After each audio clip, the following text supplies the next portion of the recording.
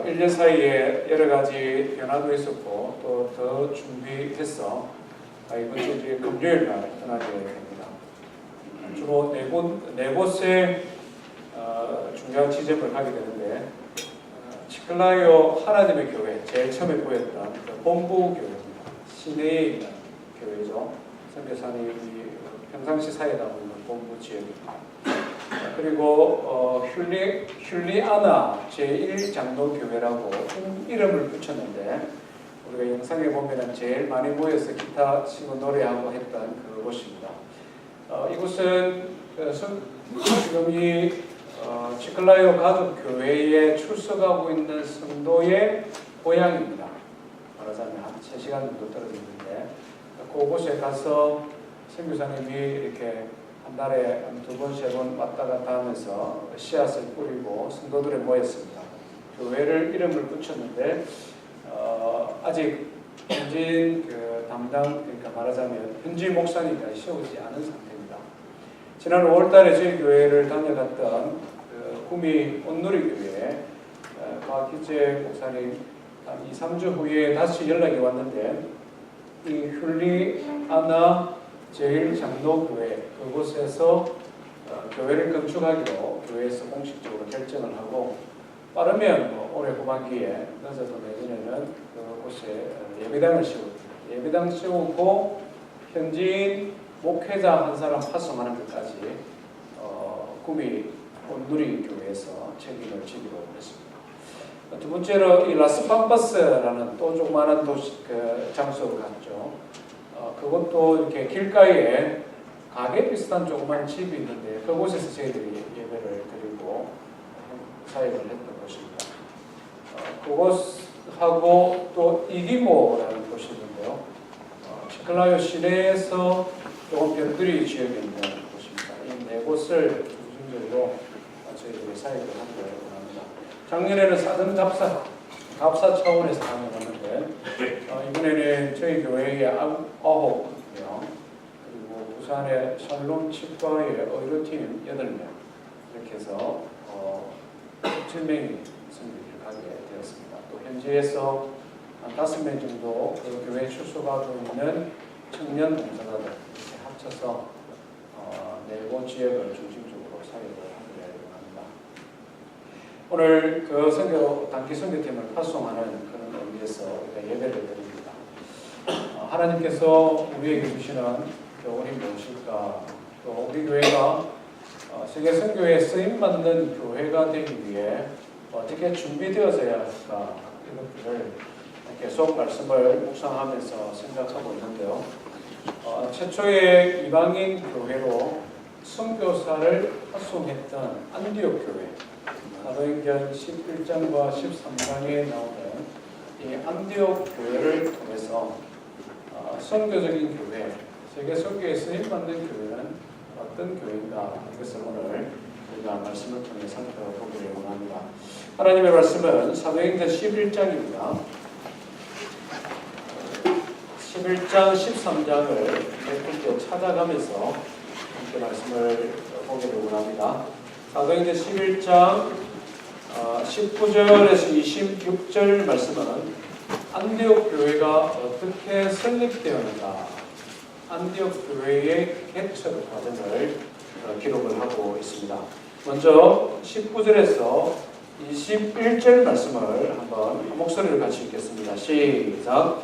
그때에 스데반의 일로 일어난 환란으로 말미암아 흩어진 자들이 베네게와 구로와 안디옥까지 이르러 유대인에게만 말씀을 전하는데 그 중에 구로와 유대인의 몇 사람이 안디옥에 이르러 헬라인에게도 말하여 주 예수를 전하니 주의 손이 그들과 함께하심에 수많은 사람들이 믿고 주께로 돌아오더라. 아멘. 오늘 말씀에 그때에라고 말을 합니다. 그때에 스데반의 일로 사도행전 7장에 보면 스데반 집사의 순교하는 장면이 등장을 합니다. 예루살렘 교회가 세워지고 교회가 폭발적으로 성장해가는 과정에 스데반 집사가 하나님의 말씀을 전하다가 유대교의 무리들에 의해서 교회마다 순교하는 일이 있습니다. 그 순교하는 일에, 박해하는 일에 제일 앞장섰던 사람이 사울이라는 청년이었죠. 사람들이 돌을 던져서 스데반을 죽였습니다. 그리고 마땅하다, 죽어서 마땅하다, 그것을 증명해주는 증인이 필요한데 사람들이 자기의 옷을 벗어서 사울이라는 청년의 발 앞에 놓았다. 성경이 이렇게 기록합니다. 말하자면 사울이 증인이라는 거죠. 사람을 돌로 쳐서 죽였는데 이 사람은 죽어 마땅한 사람이다. 그것을 증언하는 증인이 사울이었다. 계속해서 사울은 어떻게 교회를 핍박을 했는지 성경을 읽어보면 교회를 잔멸했다. 성경이 이렇게 표현하고 있습니다. 얼마나 악독하게 악렬하게 성도들을 핍박했는지 잔멸했다. 잔멸이라는 단어가 굉장히 스트롱하다는 느낌이 발본색으로 씨를 말려버렸다. 그렇게 교회를 핍박하니까 신앙생활하던 성도들이 그 핍박을 피하여 뿔뿔이 흩어졌습니다. 많은 사람들이 동서남북으로 흩어졌는데 그 흩어진 무리들 중에 일부의 사람들이 안디옥이라는 곳에 이르렀다. 성경에 이렇게 기록합니다. 안디옥은 어디냐면요. 지도를 한번 볼까요? 지도를 한번 펼쳐주시죠. 여기가 예루살렘입니다. 예루살렘. 유대 보입니까? 유대 예루살렘이죠. 예루살렘에서 북쪽으로 약 480km 떨어져 있는 안디옥입니다. 시리아라고 되어 있죠. 지금 시리아. 옛날에는 이것을 수리아 이렇게 발음했는데요. 이 수리아의 수도입니다. 그리고 당시에 세상은 이 전체를 로마가 다스리고 있었는데 이탈리아 로마가 여기입니다. 그래서 이탈리아를 기준으로 동쪽에 있기 때문에 이 안디옥을 동방의 진주라고 불렀습니다. 동방의 진주. 로마가 지배하는 세상의 동쪽에 있는 진주처럼 아름답고 영화로운 도시가 이 안디옥입니다. 역사가들의 연구에 하면 당시의 인구가 약 80만 명 정도가 살았다. 대단하죠. 2000년 전에 80만 명이 사는 도시면 대단한 도시이지 않습니까? 저기에는 아주 다양한 사람들이 몰려 살았습니다.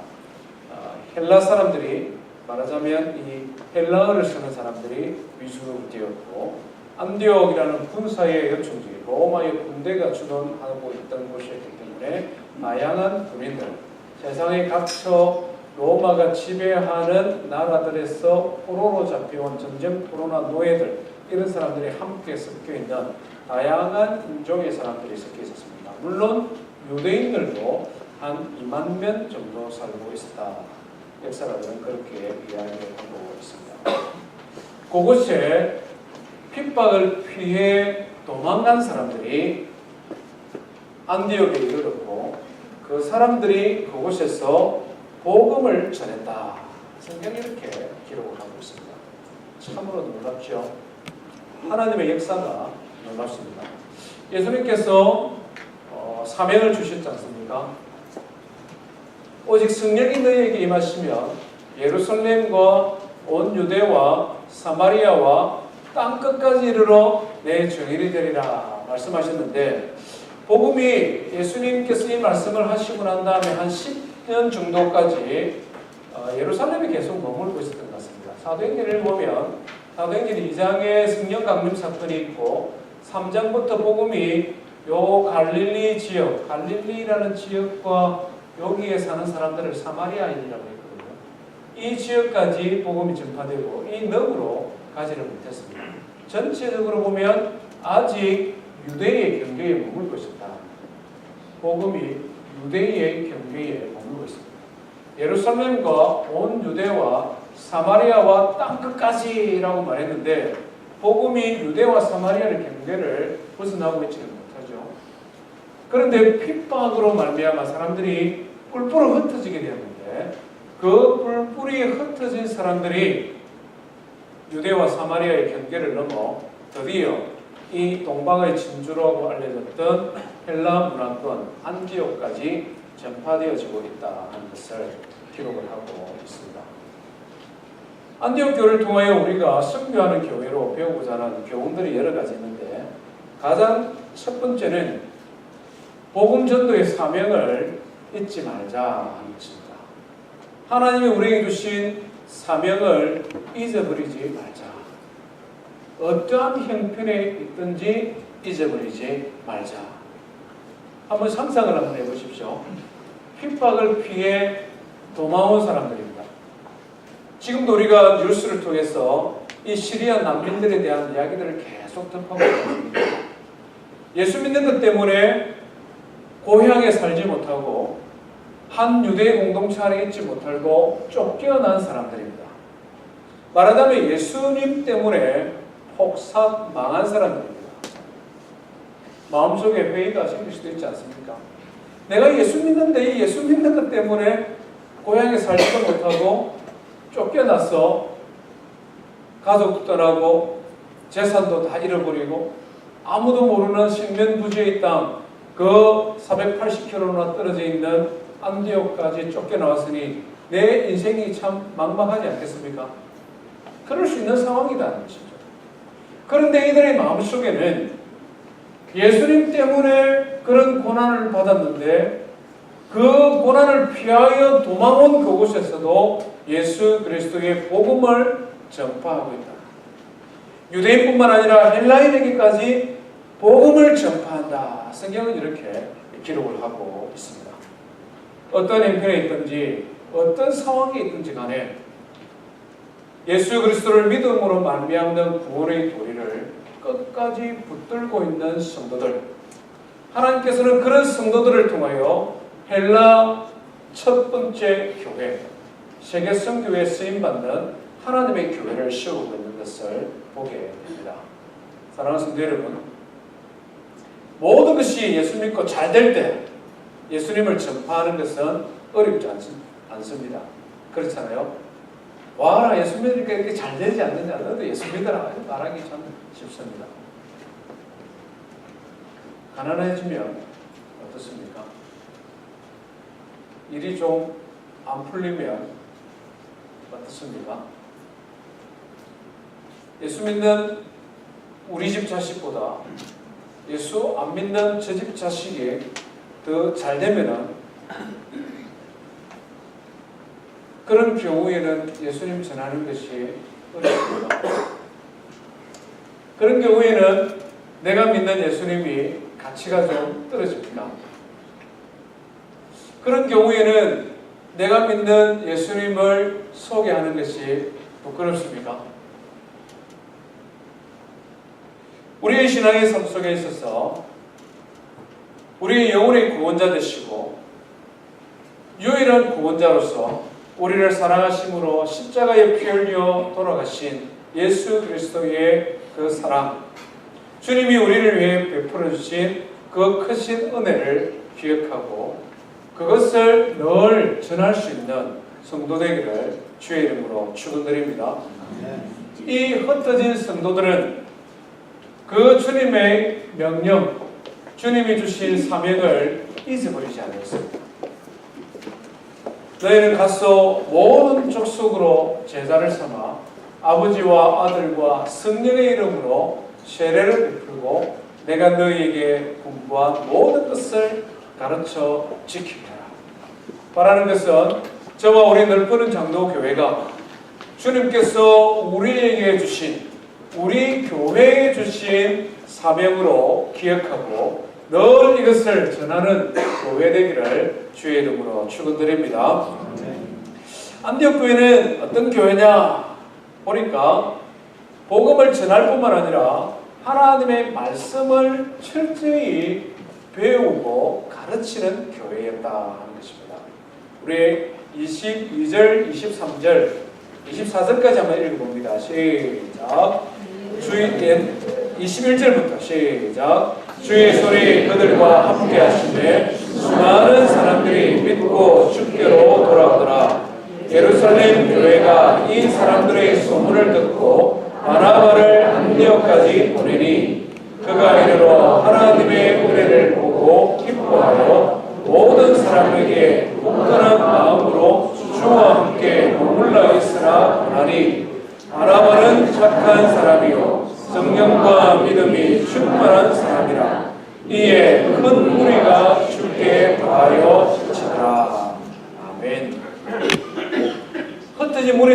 복음을 전했습니다. 그랬더니 하나님께서 은혜를 베풀어 주셔서 수많은 사람들이 예수님을 믿고 돌아오는 거죠. 놀라운 일이 일어나는 겁니다. 그리스도의 복음이 능력이 있습니다. 아멘입니까? 우리가 어떤 형편에 있더라도 십자가의 복음을 자랑합니다. 십자가의 복음을 부끄러워하지 않고 전할 때 능력이 있는 것이죠. 그러니 그 부자 동네 안디옥이라는 그 진주와 같은 동네에 사는 많은 사람들이 죽기를 들어옵니다. 그런데 문제가 생겼습니다. 이 사람들은 환난을 피하여 도망온 사람들인데 그 많은 사람들을 말씀으로 양육할 만한 그런 능력이 그들에게 좀 부족했던 것 같습니다. 모교회인 예루살렘 교회에게 빨리 이야기를 했죠. 이 안디옥에도 하나님께서 역사하십니다. 그러니까 안디옥 교회는 예루살렘 교회는 바나바를 안디옥 교회에 파송합니다. 파송하고 있습니다. 어떤 사람들은 예루살렘 교회가 성교의 힘을 안 쓰니 하나님께서 환난이라는 도구를 써서 흩었다 이렇게 이야기를 하는 분들도 간혹 있는데 성경을 자세히 보면 예루살렘 교회가 성교에 힘쓰지 않은 교회가 아닙니다.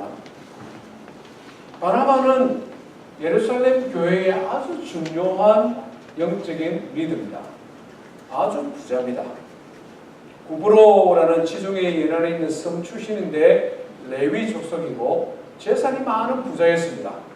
성경을 읽어보니까 바나바가 자기의 밭을 팔아 사도들에게 주고 그것을 가지고 가난한 성도들이 함께 나눠 먹었다 성경이 기록하고 있지 않습니까? 바나바는 또한 성령과 믿음이 충만한 사람이다라고 소개하고 있습니다. 예루살렘 교회에도 지금 할 일이 굉장히 많고 교회가 성장하고 있고 외부적으로는 핍박이 있습니다만은 안디옥이라는 교회에 사람들이 모이기를 시작했고 그곳에 하나님의 교회가 더 건강해지기 위해서는 누군가 말씀의 양육자를 파송해야 되는데 누구를 파송해야 될까? 예루살렘 교회가 고민하다가 바나바는 기대에 어긋나지 않게 열심히 사역하니 하나님께서 큰 무리들을 그에게 보내어 주셨다. 성경이 이렇게 기록합니다.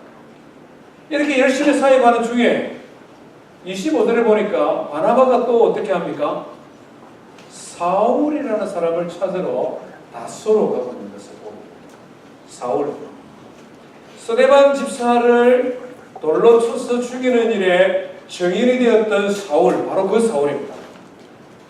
그런데 놀랍게도 하나님께서는 이 사울을 다메섹이라는 곳에서 만나주셨죠. 예수 믿는 사람을 핍박하고 교회를 잔멸하던 사울이 부활하신 예수님을 만나고 난 다음에는 예수님을 믿고 오히려 예수님을 전도하는 복음 전도자로 변화되어 있었습니다. 예루살렘 교회에서 전도하다가 유대인들이 더 화가 나잖아요. 조금 전만 해도 같이 동지가 되어서 예수쟁이들을 잡아 죽이는 일에 힘쓰던 사울이라는 자가 어느 날 예수님을 믿고 막 예수를 믿으라고 전도하니까 유대인들이 이 사울이 더 미운 거예요. 그래서 사울을 죽이려고 결사대를 만들고 노력을 하니까 예루살렘 교회 성도들이 사울을 피신을 시켰습니다. 아라비아라는 곳으로 갔다가 다소라는 곳에 머물며 하나님 앞에 기도하는 중. 바나바가 이 사울을 찾아서 다소로 가고 있습니다. 왜 그랬을까요? 지금 사역 잘하고 있고 교회가 성장하고 있고 하나님께서 큰 은혜를 베풀어 주고 있는데 왜 바나바는 다시 사울이라는 사람을 데리러 다소로 가고 있을까요? 사울은 당대의 엘리트고 능력 있는 사람이었기 때문에 그렇습니다. 말하자면 조금 전에 말한 것처럼 안디옥은 20만 명이 넘는 그런 큰 대도시고 그곳에는 헬라어를 사용하는 사람, 히브리어를 사용하는 사람, 다양한 인종의 사람들이 몰려 있고 그곳에는 특별히 헬라 철학을 중요하게 여겨서 사람들이 아주 논리적이고 이성적이고 또 늘 이렇게 대화하고 토론하는 것을 좋아하는 그런 문화가 있었습니다. 바나바는 레위 지파 소속, 말하자면 골수 유대인이고 유대인으로 있다가 예수님을 믿은 사람, 히브리어를 사용하는 사람. 짐작하건대 헬라어에는 능통하지 못했던 것 같습니다. 그러니 이 안디옥이라는 교회에서 전도를 하고 성도들은 많이 늘어나고 다양한 인종의 사람들이 몰려오는데 바나바가 생각하니까 나보다 더 능력 있는 특별히 언어의 소질이 있는 그런 사역자가 한 사람 더 세워줘야 되겠다. 아마 이런 생각을 한 것 같아요. 그래서 당대의 엘리트요 로마 시민권을 가지고 있어서 로마가 지배하는 땅이면 어느 곳이든지 갈 수 있는 바울을 생각하게 되었습니다. 가말리엘이라는 랍비에게 배워서 구약 성경의 해박한 지식을 가지고 있고 히브리어도 사용할 줄 알고 헬라어도 사용할 줄 알고 또 유대인들이 사용하던 아람어라는 언어도 사용하는 언어의 해박한 지식을 가지고 있는 사울을 찾아 다소로가 그를 데리고 옵니다. 1년 동안 어떻게 합니까? 하나님의 말씀을 가르치니 더 많은 무리들, 큰 무리가 더하더라. 성경은 이렇게 기록을 하고 있습니다. 여기서 우리가 선교하는 교회, 하나님 앞에 쓰임받는 교회의 두 번째 중요한 원리를 발견하게 되는데요. 그것은 하나님의 말씀을 철저히 배우고 가르치는 교회였다 하는 것입니다. 오랫동안 헬라 철학에 묻어 살아가는 사람들, 말하자면 동방의 진주라고 칭할 만큼 물질적으로 문화적으로 뛰어난 것을 자랑했던 사람들, 그런 사람들을 상대로 그리스도의 복음을 전하기 위해서는 그들의 문화에 대한 해박한 지식을 가졌을 뿐만 아니라 그들이 가지고 있는 사상, 가치관, 체계, 이것을 변증할 수 있는 그런 성경의 지식, 또 그리스도의 복음을 변증할 수 있는 능력이 필요했다는 것입니다. 오늘 시대에 우리는 마찬가지죠. 특별히 이민자로 살아가는 우리는 이 길에 열심을 기울여야 됩니다.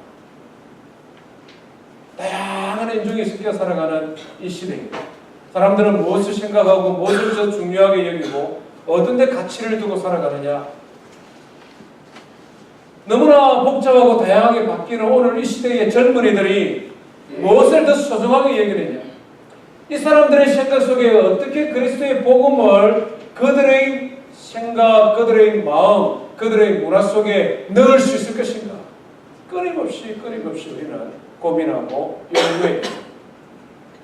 그렇지 않으면 말 그대로 계란으로 바위 치는 것처럼 그 사람들의 귀에 들어가지를 않는 거예요. 아무리 그리스도의 복음이 능력이 있다 할지라도 그들의 문화를 이해하지 못하고 언어를 이해하지 못하고 그들의 마음의 생각 속에 들어가지 못한다면 어떻게 그리스도의 복음이 그들의 삶을 변화시킬 수 있겠느냐? 철저히 하나님의 말씀으로 무장하고 하나님의 말씀으로 무장할 뿐만 아니라 우리 복음 전도의 대상이 되는 그들의 삶을 이해하는 능력을 키워갈 때 비로소 복음의 사역이 열매를 맺는다 하는 것입니다. 우리가 7월 1일부터 우리 자녀들을 창조가 감사 수련회에 보내지 않습니까? 이 관광 가는 것이 아닙니다. 여름에 애들 학기 중에 공부한다고 수고했다고 교회에서 이 위로 관광 보내는 게 절대 아닙니다. 물론 예비 모임을 하면서 우리 어머니들은 이게 일정이 만만치 않겠구나 조금 느낌이 왔는지 모르겠습니다만은 낮에는 계속해서 이동하면서 강의를 듣습니다. 차 안에서 계속 창조에 대한 강의를 듣습니다. 차에서 내리면 이제 지층을 보면서 강의했던 걸 막 또 설명을 합니다. 그렇게 해서 그냥 낮에는 계속 그랜드 캐년 지역을 계속 봅니다. 밤에 오면 많으냐? 호텔에 들어가면 식사하고 나면 몇 시까지 모이라 해서 전체적인 평가예요. 그리고는 또 그룹으로 다 나누어서 그날 배웠던 거 또 그룹 시어링. 말 그대로 수련회. 왜 이런 과정을 하느냐? 오늘 이 시대는 말 그대로 세계관의 전쟁이라고 하지 않습니까? 세계관의 전쟁. 어떤 생각을 가지고 세상을 바라보느냐? 그것에 의해서 그 사람의 말이 달라지고 행위가 달라지고 살아가는 삶의 목적이 달라질 수밖에 없다는 것이죠. 하나님의 말씀을 통해서 우리 인생이 누구냐? 우리가 살아가야 되는 목적이 뭐냐? 하나님의 말씀을 통하여 철저히 훈련받은 교회, 그 교회가 땅끝까지 복음 전하는 교회로 쓰임받을 수 있다는 것입니다. 바라는 것은 늘 푸른 장로교회가 하나님의 말씀을 배우고 훈련하고 가르치고 또 신앙을 자녀들에게 계승하고 이 일을 위하여 최선을 다하는 헌신하는 그런 교회 되기를 주의 이름으로 축원드립니다. 세 번째로요, 이 안디옥 교회가 왜 하나님 앞에 쓰임받는 교회가 되었을까? 그것은 그들이 하나님 앞에 예배와 기도하는 일에 철저히 헌신했기 때문에 그렇다. 우리 성경을 한 장 넘겨서 사도행전 13장 말씀을 한번 보겠습니다. 사도행전 13장 1절에서 3절까지는 이 안디옥 교회가 최초의 선교사로서 바나바와 사울을 파송하는 장면을 기록을 하고 있습니다. 우리는 지금 선교사를 파송하는 것이 매뉴얼이 다 나와 있습니다. 말씀을 훈련받고 선교사로 서약하고 선교사로 훈련을 받아서 또 후원자를 모집하고 그래서 결혼을 하고 때가 되면 선교사를 파송하지 않습니까? 안디옥 교회는 처음으로 선교사를 파송하는 교회입니다. 매뉴얼이 없을 시대입니다. 하나님께서 이 교회에 선교사를 세우고 파송하는 매뉴얼을 친히 가르쳐 주셨어요. 아주 구체적으로. 우리 한번 살펴보겠습니다. 13장 1절부터 3절까지인데요. 2절 3절을 같이 읽습니다. 시작. 주를 섬겨 금식할 때에 성령이 이르시되 내가 불러시키는 일을 위하여 바나바와 사울을 따로 세우라 하시니 이에 금식하며 기도하고 두 사람에게 안수하여 보내니라. 선교사를 어떻게 세우고 어떻게 파송해야 되느냐? 이 안디옥 교회가 우리가 주는 교훈은요, 아주 간단하지만 핵심적인 원리를 가르쳐줍니다. 2절에 보니까 주를 섬겨 금식할 때에 성령이 이르시되 이렇게 말씀합니다. 최초의 선교사의 파송은 교회가 이제 때가 되었으니 선교사를 파송합시다 결정하고 파송한 것이 아니다는 것입니다. 하나님의 성령께서 교회 공동체에 말씀하셨고 교회 공동체는 그 말씀에 순종하여 바나바와 사울을 파송했다 하는 것입니다. 순수가 굉장히 중요합니다. 하나님의 성령이 먼저 교회에 말씀하셨다. 아무 교회나 말씀하는 게 아니라 안디옥 교회가 그 일에 준비가 되고 있다는 것이죠. 어떻게 준비하고 있습니까? 주를 섬겨 금식할 때에 성령께서 말씀하셨다. 핵심은 주를 섬겨 금식할 때에. 여기서 섬기다 이 말은 우리가 일반적으로는 봉사하는, 서빙하는 것을 먼저 생각하게 됩니다. 그러나 이 단어를 원어적으로 살펴보면 여기서 말하는 섬기다 이 말은 예배하다라는 의미가 더 강합니다. 그래서 세번역 성경에서는 이 말씀을 이렇게 번역하고 있습니다. 제가 한번 읽어볼게요. 그들이 주님께 예배하며 금식하고 있을 때에 성령께서 그들에게 말씀하셨다. 핵심은 하나님 앞에 예배하고 있을 때에, 금식하고 기도하고 있을 때에 하나님께서 친히 말씀하신다. 우리는 종종 하나님의 인도하심을 받는 것을 굉장히 어렵게 여길 때가 많습니다. 하나님 나의 길을 인도하여 주십시오. 특별히 우리가 무엇인가를 선택할 때, 직장을 옮길 때, 이 산을 가야 되느냐 말아야 되느냐, 자녀들이 대학을 선정할 때 이쪽을 가야 되느냐 이쪽을 가야 되느냐, 뭐 이런 선택의 순간에 예수 믿는 하나님의 사람들은 하나님이 기뻐하는 일은 뭡니까? 또는 하나님께서 원하시는 것은 무엇입니까? 이렇게 묻습니다. 그리고는 하나님 나의 길을 인도하여 주십시오 이렇게 기도합니다.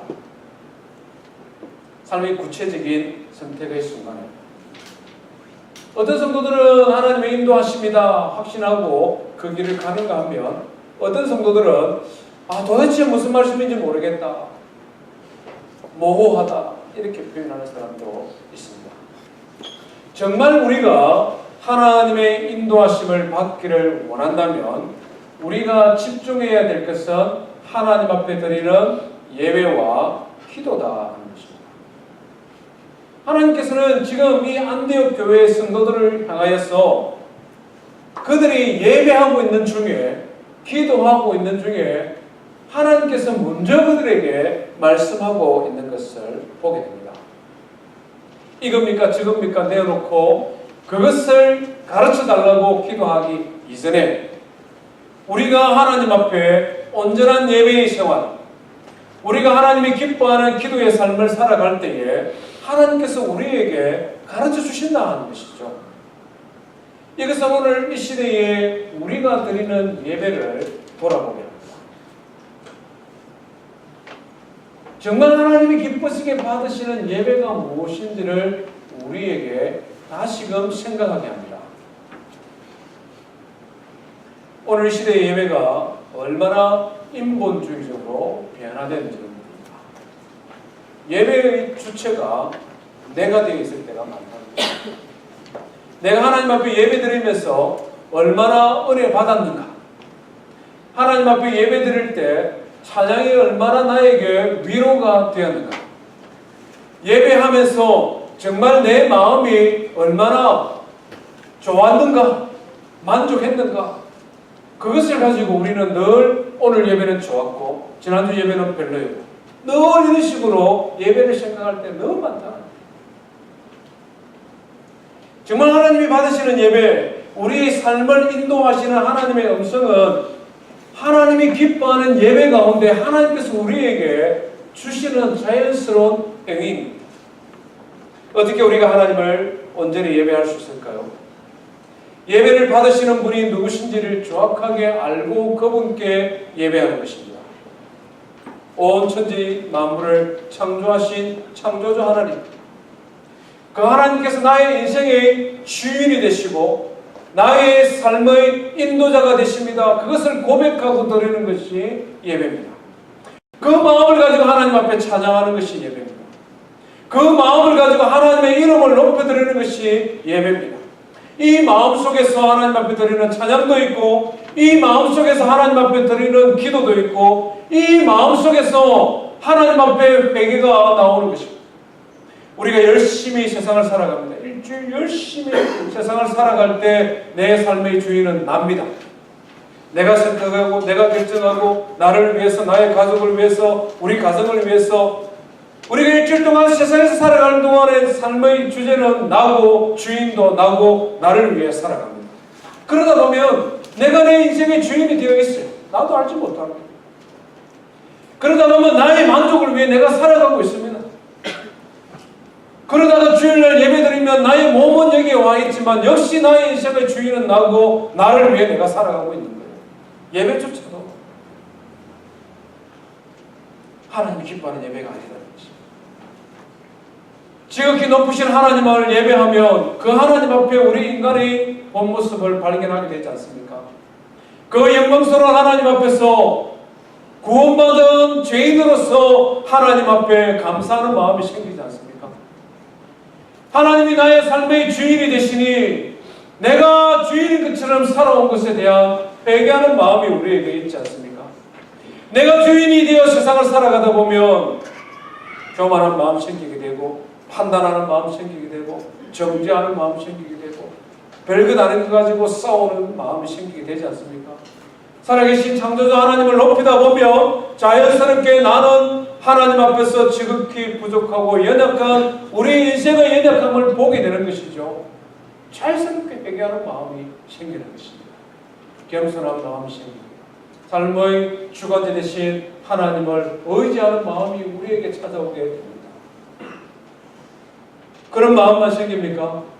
우리가 지극히 높으신 하나님을 직면하고 그 하나님을 높이다 보면 하나님이 나의 아버지이심을 알게 되고 그 하나님이 나의 힘과 능력이 됨을 알게 되고 그 하나님께서 나의 삶을 지금도 인도하고 계신다는 것을 알게 되면 용기가 생기잖아요.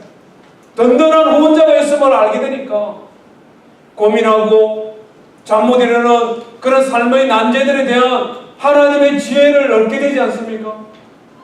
그래서 하나님 주시는 힘을 얻고 용기를 얻고 그래서 또 한 주간을 힘있게 살아갈 수 있는 삶의 에너지를 예배를 통하여 우리가 누리게 되는 것이죠. 예배의 핵심은 살아계신 한 분 하나님 앞에 그 하나님의 이름을 높이는 성도 되기를 주의 이름으로 축원드립니다. 이 순서가 바뀌면 안 돼요. 이 목적이 바뀌면 안 돼요. 그러면 목적도 이룰 수도 없고 은혜도 누릴 수도 없고 예배를 통하여 주시는 하나님의 위로도 격려도 누릴 수가 없습니다. 왜? 내가 주인의 이 자리에 왕좌에 앉아 있으면 하나님께서 역사하시지를 못하잖아요.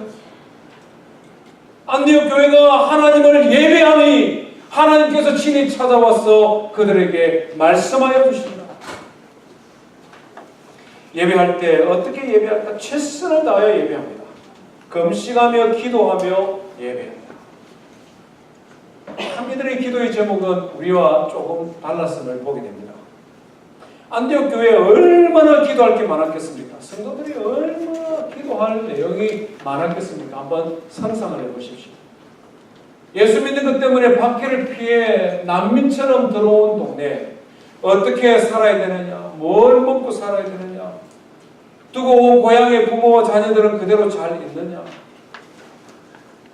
유대인으로 오랫동안 예루살렘의 터전을 잡고 살다가 이 거대한 도시 안디옥에 왔는데 이곳에 어떻게 정착하며 살아가야 되냐? 얼마나 그들이 머리가 복잡하고 생각하고 고민할 것이 많겠습니까? 금식하며 기도해야 될 기도의 내용들이 너무나 많은 사람들입니다. 그런데 그들이 제일 중요시 여기며 기도했던 것은 하나님 앞에 예배하는 일이에요. 이게 놀랍지 않아요? 이게 놀랍지 않습니다. 우리는 무엇을 먹고 어떻게 살아야 되느냐, 어떻게 장래를 헤쳐나가야 되느냐, 이것이 우리의 삶의 주제고 이것을 늘 붙들고 기도하는데 이렇게 붙들고 기도하지 않는데 오히려 하나님께서 그들을 찾아오시고 만나주시고 그들에게 말씀하여 주신다. 어찌 보면 이것은 예수님께서 친히 우리에게 모범을 보여주신 그 말씀이 자연스럽게 이루어지고 있는 것을 가르쳐주지 않습니까? 예수님께서 우리에게 기도를 가르쳐주시면서 뭐라고 말씀합니까? 너희는 먼저 그의 나라와 그의 의를 구하라. 그리하면 이 모든 것을 너희에게 뭐 하시리라? 다하여 주시리라. 저 들의 백합화를 봐라. 솔로몬이 그렇게 영화롭게 살았지만 저 백합화보다 아름다운 옷을 입지를 못했다. 저 하늘에 날아다니는 새를 보아라. 그들은 농사도 짓지 않고 곡간도 만들지 않지만 굶주리지 않고 하나님께서 먹이시고 입히시지 않느냐. 너희는 먼저 그의 나라와 그의 의를. 안디옥 교회 성도들은 이 말씀을 기억하고 배웠던 것 같아요. 정말 기도해야 될 기도의 제목들이 굉장히 많이 있는데 그것보다도 그들이 더 우선순위로 여기고 하나님 앞에 기도했던 것은 주를 섬겨 금식하는 것이었습니다. 어떻게 하면 하나님이 기뻐하는 삶을 살아갈 수 있을까? 어떻게 하면 하나님이 기뻐하는 예배를 드릴 수 있을까? 어떻게 하면 나의 인생에 하나님 앞에 쓰임받는 삶을 살아갈 수 있을까? 이런 기도의 제목을 붙들고 하나님 앞에 기도하니 하나님께서 나머지 삶을 책임져 주시는 것입니다. 아멘입니까? 하나님께서 그들의 삶을 책임져 주십니다. 주님께서 친히 약속하셨습니다. 너희는 먼저 그의 나라와 그의 의를 구하라. 안디옥 교회가 세계 선교회에 쓰임받을 수 있었던 것은 그들에게 많은 난제가 있고 해결해야 되는 과제들이 있었습니다마는 그들이 하나님 앞에 예배하고 금식하며 기도할 그때에 하나님의 선하신 목적을 위해 그 교회를 사용하고 있는 것을 보게 됩니다. 하나님께서 그들에게 뭐라고 말씀하십니까? 2절 중간에 보니 성령이 이르시되 내가 불러시키는 일을 위하여 바나바와 사울을 따로 세우라.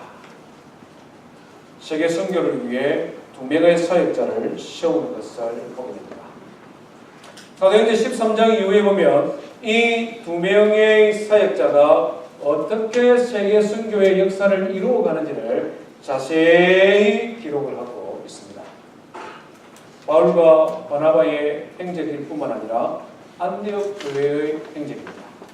1차, 2차, 3차 바울 사도가 지금의 터키 지역, 2차는 그리스 지역, 3차는 그리스 지역 전체 아시아대를 둘러오는 모든 사역을 마치면 안디옥 교회로 돌아가서 선교 보고를 하는 것을 보고 있습니다.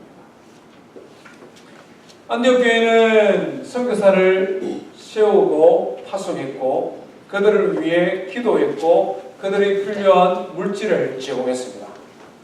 안디옥 교회 성도들이 돈을 모아서 바울 사도와 그들의 일행이 쓰는 선교의 경비를 보내고 있는 것을 보게 됩니다. 그것을 가지고 바울과 바나바와 선교회사의 일행들은 선교 사역을 감당하고 그 결과를 안디옥 교회에 돌아와서 보고하는 것을 보게 됩니다. 오늘 이 시대에 우리가 하는 선교를 이미 하나님께서는 2000년 전에 안디옥 교회를 통해 매뉴얼화하고 있는 것을 보게 됩니다. 얼마나 귀한 일에 쓰임받은 교회인지 모릅니다. 사랑하는 성도 여러분, 바라는 것은 우리 넓은 장로교회가 정말 이 안디옥 교회처럼 하나님의 일에, 선교의 일에 쓰임받는 교회가 되기를 주의 이름으로 축원드립니다. 어떻게 쓰임받을 수 있는가? 예배와 기도하는 일에 헌신해야 됩니다. 예배와 기도하는 일에 헌신해야 됩니다. 하나님과 예배하고 기도하는 이 일을 위해 금식하며 최선을 다했던 교회가 안디옥 교회입니다. 성도 여러분, 우리가 이번 주말에 단기 선교를 가게 되는데요. 특별히 평상시에도 우리가 열심히 하나님 앞에 기도하고 예배 생활 충실해야 되겠습니다만은 이럴 때에 더욱더 기도하고 예배하는 힘쓰는 성도 되기를 바랍니다. 특별히 우리 교회의 직분자 되시는 직분자 여러분, 여러분들의 예배 생활과 기도 생활을 점검해 보시고 기도하는 일에, 예배하는 일에 최선을 다하시기를 바랍니다. 오늘 이 시대에 지금 이 지역의 형태를 제가 잘 압니다. 그래서 남자분들이 얼마나 바쁘고 직장 생활하는 사람들이 힘든지를 알고 있습니다. 장례 집사님들 중에서도 오늘도 출근하고 일하러 간 분들이 몇 분 계세요. 아침 일찍 가서 밤 늦게 오고 그냥 몇 주 사이에 막 살이 얼마나 빠지고 얼마나 힘든지 이해합니다. 마음 아프고 꼭 이렇게 일을 이렇게 해야 되느냐. 어떤 때는 무슨 이야기를 듣고 있으면 열이 채일 때도 있습니다.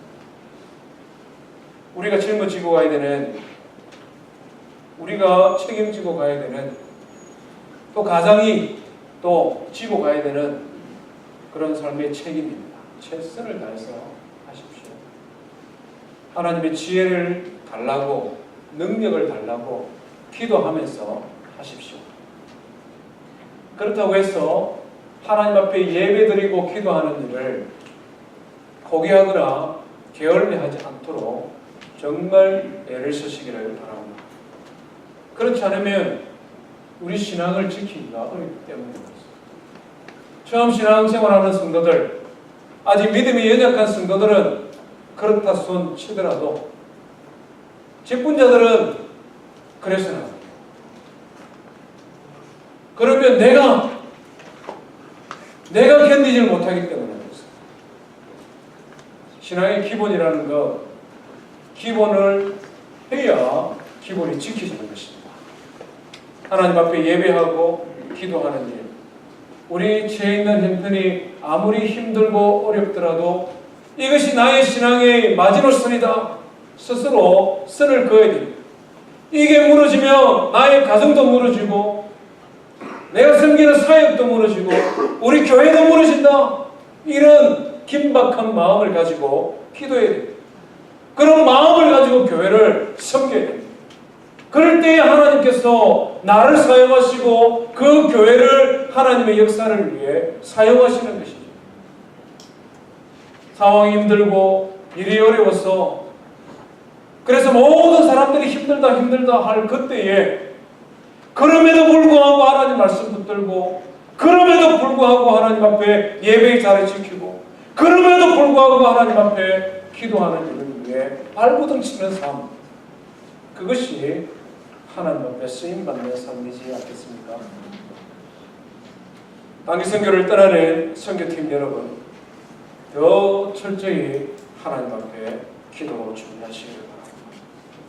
우리가 오랫동안 모여서 연습도 하고 준비도 하고 언어 훈련도 하고 애를 씁니다마는 문화와 언어의 갭을 넘어서 그리고 낯선 곳에 가서 일주일이 안 되는 짧은 시간에 얼마나 무슨 대단한 일을 우리가 할 수 있겠습니까? 우리 힘으로 안 됩니다. 우리가 말이라도 제대로 한마디 합니까?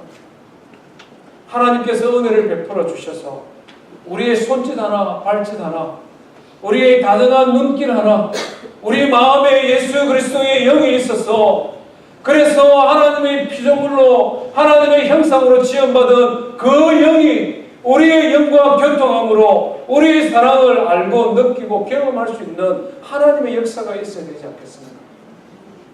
그거를 위해 우리가 기도해야 돼요. 그 은혜를 우리가 입도록 하나님 앞에 간구해야죠.